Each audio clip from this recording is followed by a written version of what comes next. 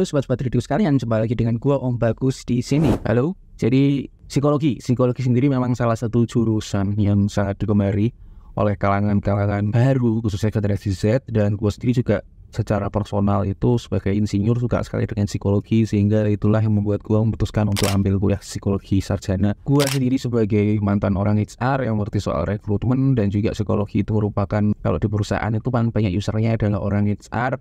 Di sini memang gua menjadi tertarik untuk membuat video tentang tuntutan dari lulusan jurusan psikologi, yang memang membuat lulusan psikologi ini merupakan lulusan jurusan yang sekarang itu sangat populer, sangat favorit, tapi banyakkan ya mereka ingin masuk psikologi karena tidak ingin diklaim self-diagnose aja gitu ya. Tapi di sisi lain memang psikologi ini dibutuhkan, tapi banyak sekali lulusannya itu tidak mengerti sebenarnya apa yang harus mereka miliki saat ketika mereka bekerja nanti. Disclaimer ya, karena gue lama di BUMN, jadi mungkin beberapa persyaratan adalah persyaratan di BUMN, tapi gue sendiri juga join di suatu komunitas HR ya, dan disitu memang membuat wawasannya menjadi lebih luas. Gue sering melihat lowongan dan kesehatannya seperti apa, sehingga di sini semoga persyaratan atau tuntutan yang gue berikan ini nggak bias ke satu perusahaan aja, jadi berlaku secara normal, secara umum. Di channel ini gue biasa bahas soal konten edukasi, pendidikan tinggi, dan juga karir. Buat kalian yang merasa cocok dengan konten macam ini, kalian bisa subscribe channel ini, dan juga buat kalian yang merasa video ini bermanfaat buat kalian, pertama like dulu videonya, dan jangan lupa juga buat share video ini ke teman kalian yang kira-kira membutuhkannya. Ya, kita ngomong yang paling awal itu adalah kemampuan teoritis. Jadi orang psikologi itu tidak sekedar jago ngomong, tidak sekedar bisa meramal. Mereka itu memahami teori. Kalau kalian tidak memahami teori, katakanlah teori pembelajaran atau teori kepribadian, ya kalian nggak ada bedanya sama lulusan jurusan lain atau mungkin orang yang nggak kuliah tapi mengklaim sebagai orang yang ngerti tentang orang. Jadi disitulah memang yang membuat lulusan psikologi itu berbeda. Teori atau ilmu psikologi sendiri itu ada banyak sekali ya, dengan subjurusan yang besar. Misalnya ada psikologi industri organisasi, yang itu memang subjurusan yang paling dibutuhkan di perusahaan karena itu mereka bicara soal industri dan organisasi. Lalu ada psikologi pengembangan, ada psikologi klinis, psikologi pendidikan, yang memang di situ sesuai dengan tempat kerja mereka ya nanti fokusnya. Jadi memang nggak adil kalau gue minta semua itu mengerti soal semua subjurusan itu, tapi intinya secara teori-teori umum. Misalnya tadi gue sebutkan teori Sigmund Freud atau teori Albert Bandura, hal-hal seperti itu memang wajib banget dimengerti oleh lulusan psikologi umum, tidak harus psikolog, karena itulah yang membedakan pemikiran mereka dengan yang tidak dari jurusan psikologi. Karena teori itu biarpun ada yang ngomong hanya berlaku di buku, tapi teori adalah kerangka kerja atau pisau analisis yang dimiliki oleh para lulusan pendidikan tinggi. Terus yang kedua adalah kemampuan penggunaan alat-alat tes dan juga melakukan diagnostik. Jadi memang sebenarnya kalau kita ngomong secara etika, yang bisa melakukan diagnosis itu adalah orang-orang dari jurusan atau program studi psikologi profesi atau yang biasa dikenal sebagai psikolog praktek. Jadi kalau bukan psikolog itu sebenarnya nggak boleh diagnosis orang yang di luar diri mereka gitu ya. Apalagi diri mereka juga nggak boleh sih sebenarnya. Tapi di sisi lain memang kalau menggunakan alat tes itu tidak harus psikolognya. Jadi orang lulusan psikologi pun boleh menggunakan alat tes, membaca, menginterpretasi itu boleh, membuat dinamika psikologi atas orang yang mengisi tersebut juga boleh. Tapi memang biarpun tidak boleh melakukan diagnosis secara formal, tapi kadang perusahaan itu merekrut lulusan psikologi itu untuk menggunakan alat tes mereka. Karena kalau orang lulusan psikologi itu di harapan atau di pikiran perekrut itu pasti melihat ya lulusan psikologi harusnya bisa lah ngerti soal rekrutmen, ngerti soal assessment. Dan itulah yang memang kadang-kala perusahaan juga minta ya ngerti dong tentang diagnosis, ngerti dong kalau mereka ngisi seperti ini itu orangnya seperti apa.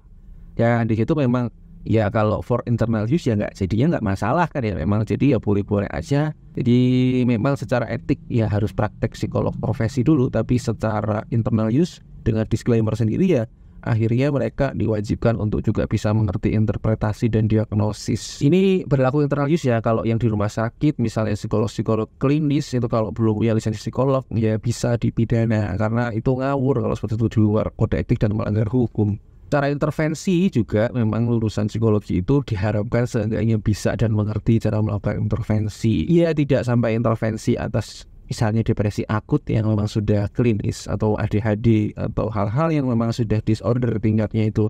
tinggi, misalnya bipolar atau borderline, itu tidak bisa. Tapi untuk hal-hal yang masih ringan, misalnya konflik atau demotivasi, itu masih bisa dibantu oleh lulusan psikologi sarjana yang masih istilahnya itu analis atau ilmuwan psikologi. Kondisi seperti ini juga dilakukan berdasarkan teoritis ya. Memang ada pengalamannya, tapi nggak serta-merta murni pengalaman tanpa ilmu. Itu kalau gitu sama aja preman di pinggir jalan, banyak sekali pengalamannya. Tapi yang membedakan di sini memang lulusan psikologi itu ya harus banget memang mengerti teorinya untuk melakukan intervensi secara metodologis, secara praktis, secara memiliki alur yang jelas. Outputnya sendiri juga harus terstruktur ya, sesuai dengan etika dan juga menggambarkan kualitas lulusan akademik dari psikologi. Itu kan kita bicara soal teknis ya. Kalau kita bicara yang non teknis, psikologi itu juga banyak sekali tuntutannya sebetulnya. Karena kalau kita melihat lulusan psikologi itu pasti gambarannya ini adalah orang yang paling mengerti orang yang bisa meramal, orang yang bisa membaca isi hati kepala orang. Sehingga gue juga akan membahas soal kompetensi non teknis dari lulusan jurusan psikologi. Yang pertama tentu aja komunikasi.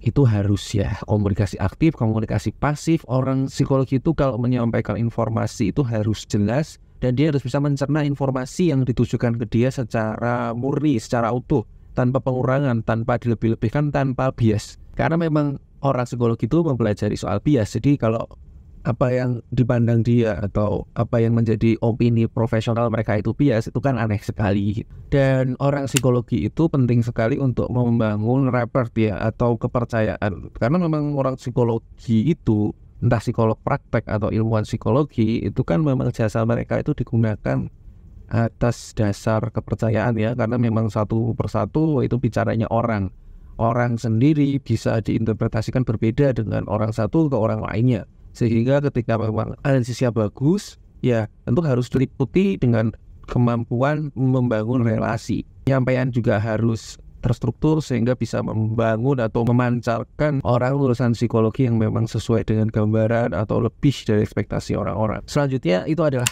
kemampuan analisis data. Jadi sekarang kalau kita bicara analisis data, itu memang sudah ada pekerjaan sendiri ya. Data analis, data scientist, dan memang salah satu topik yang paling sering menjadi pembahasan itu adalah customer preference. Customer preference itu kan sebenarnya perilaku psikologi, tapi juga bisa ngomong behavioral economic. Jadi emang ini dua part of suatu ilmu. Jadi ilmu ekonomi iya, ilmu psikologi juga iya. Nah, secara ilmu psikologi ini sebenarnya maksudnya ilmu psikologi sosial tapi tergabung ke psikologi konsumen. Tapi secara ilmu murninya itu sebenarnya kita bicara soal statistical data analysis. Jadi kalau teman-teman itu bekerja di bidang HR, ya teman-teman juga harus mengerti pengelolaan HRIS, dan di situ memang lebih ke analitik data deskriptif. Tapi kalau lebih ke membaca preferensi konsumen itu akan lebih ke preskriptif atau prediktif. Dan di situ memang teman-teman wajib banget mengerti tentang apa sebenarnya pola-pola, dan juga tentu pertama banget yang ngerti cara menggunakan alat analisis itu, entah sekedar menggunakan Excel atau menggunakan Jupyter Notebook sampai R ya. Nah di situ memang zaman sekarang sulit ya, karena orang psikologi kan banyak yang backgroundnya sosial.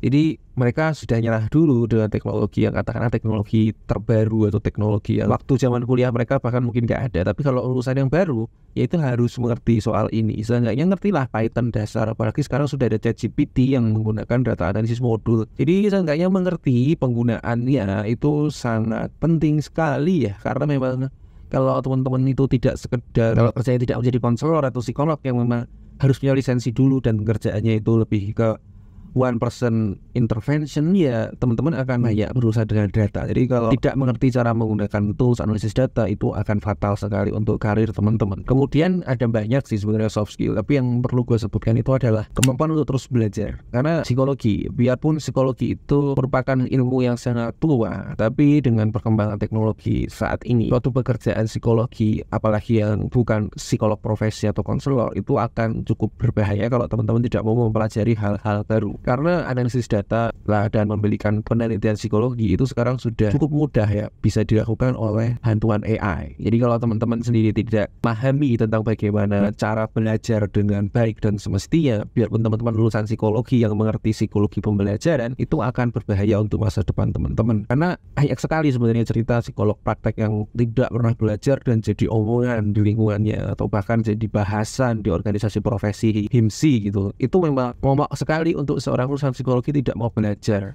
Jadi itu wajib sekali, ilmu pembelajaran seumur hidup itu dipelajari oleh lulusan psikologi. Dan yang terakhir adalah etik. Tentu aja sebagai lulusan dari jurusan dengan kode etik profesi, ini yang membedakan dengan jurusan-jurusan lain yang istilahnya murni akademisi yang tidak ada praktek profesinya.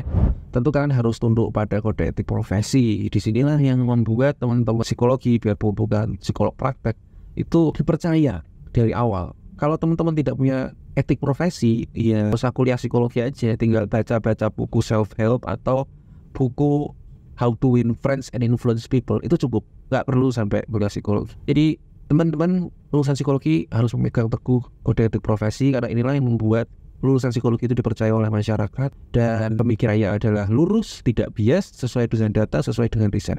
Kalau ada yang merasa tersakiti, nggak cocok dengan video ini, ya kalian nggak usah bingung, pengen dislike, ya dislike aja, silahkan. Dan kurang lebih itu ya respon dari gua di video ini, dan see you in the next video. Bye bye.